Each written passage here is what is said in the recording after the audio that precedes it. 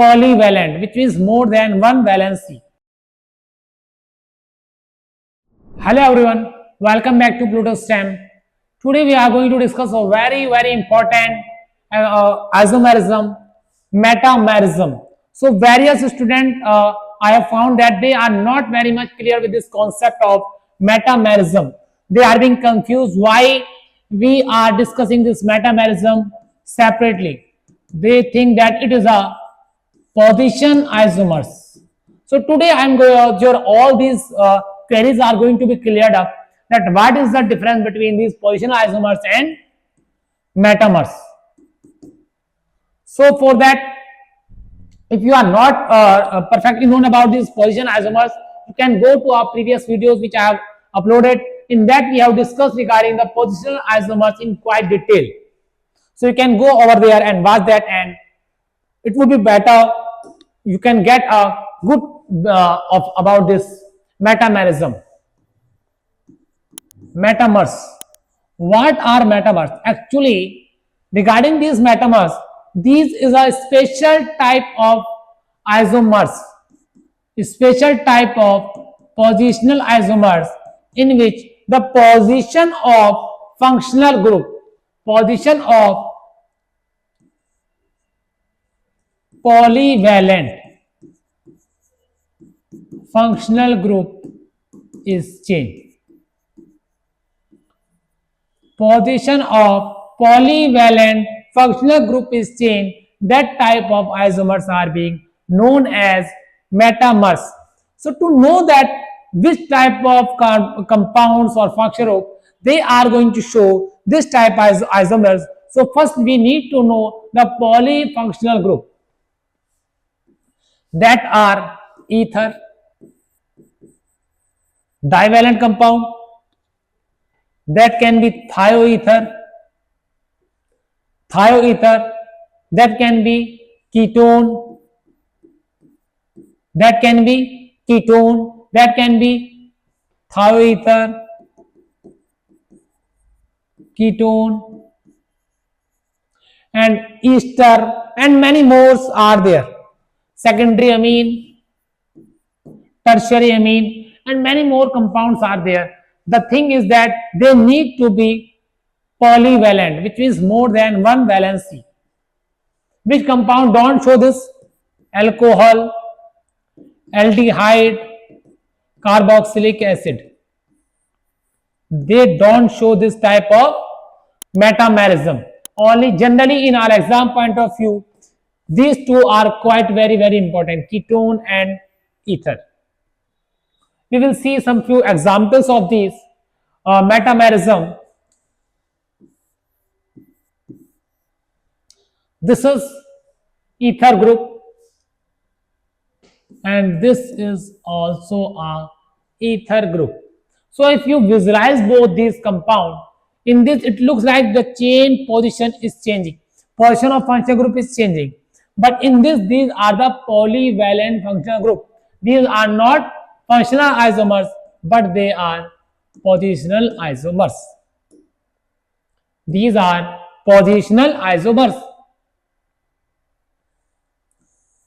2 carbon, it is known as ethyl,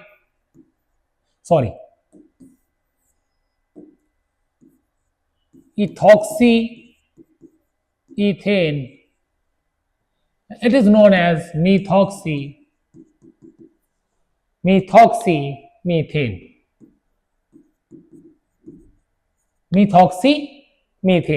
So this is the thing which we are going to discuss in this class. And one more compound, this is 1, 2, 3, 4, butanone. This is butane 2-one. The name of this compound is butane 2-one. And if we want to draw the other isomer of this compound, these are not positional isomers, they are metamers.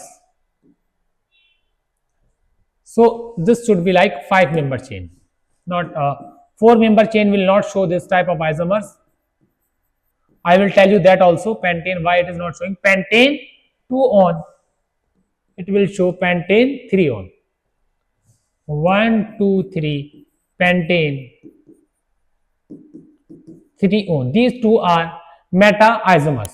So now the confusion regarding 4-member chain, if we are having this type of molecule and if we want to draw a this one, these two are same.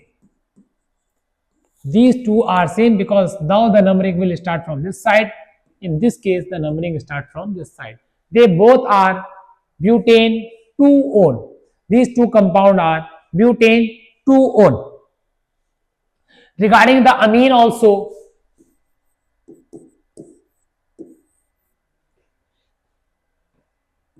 N-ethyl propanamine, N-ethyl propanamine, 1 2 3 4 5. Another example of this can be 1 2 3 4. We can write down as N-methyl butanamine. So it is a very important type of metamerism. So we need to understand those polyfunctional group compound, those polyvalent functional group compound that can have polyvalency. Those type of isomers, when their position is being changed, the functional group position is being changed, then such type of isomers gives rise, that is known as metamerism, and these are known as metamers. This one and this one, they are metamers of each other. So we have discussed regarding the metamerism. For that, I have just told you that which compounds are polyvalent, like ether, thioether, ketone, amine, secondary amine. So these ether I have shown, ketone I have also shown, and this amine also we have shown. So there are many more examples are there that show this type of isomerism, that ester and amide, etc. In the next class, we will be discussing regarding the tautomerism, a very important isomerism, keto-enol isomers, or you can say dynamic isomerism. That's all for today. Thank you.